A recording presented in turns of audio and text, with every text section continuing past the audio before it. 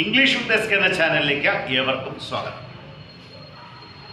എൻ്റെ യൂട്യൂബ് ചാനലായ English with S K എന്ന ചാനൽ എല്ലാവരും കാണുകയും കേൾക്കുകയും ഷെയർ ചെയ്യുകയും സബ്സ്ക്രൈബ് ചെയ്യുകയും ചെയ്യുക എന്ന അഭ്യർത്ഥനയോടെ ഇന്നത്തെ ക്ലാസ്സിലേക്ക് എല്ലാവർക്കും സ്വാഗതം.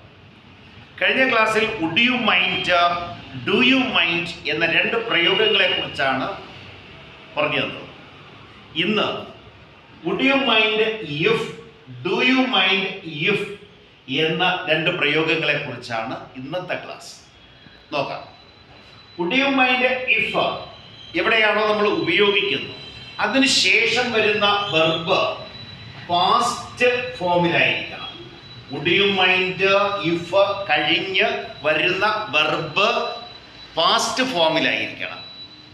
എന്നാൽ ഡു യു മൈൻഡ് ഇഫ് ആണെങ്കിൽ അത് കഴിഞ്ഞു വരുന്ന വെർബ് പ്രസന്റ് ഫോം ആയിരിക്കണം. ഇതാണ് ഇത് തമ്മിലുള്ള വ്യത്യാസം.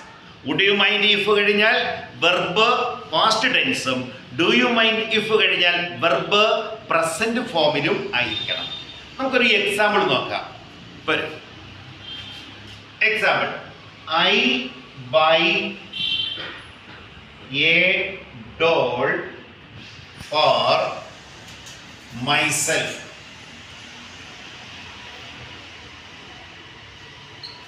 Myself.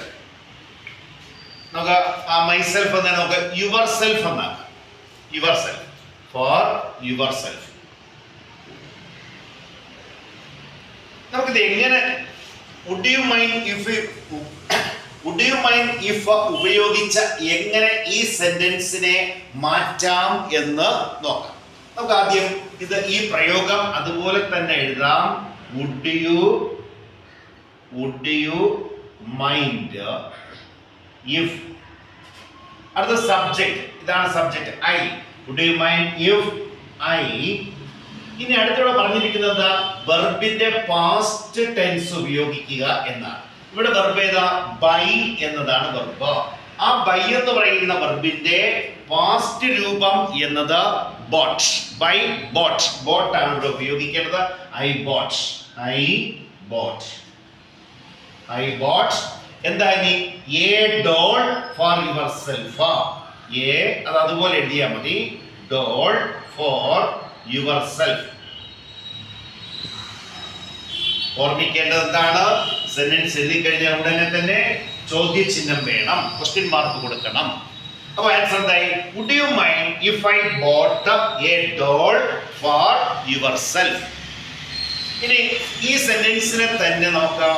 Do you mind if ഉപയോഗിക്കാം. എങ്ങനെയാ? Do you mind if. അതിനെ തുടർന്ന് വരുന്ന വെർബ് എന്തായിരിക്കണം എന്ന് പറഞ്ഞല്ലോ?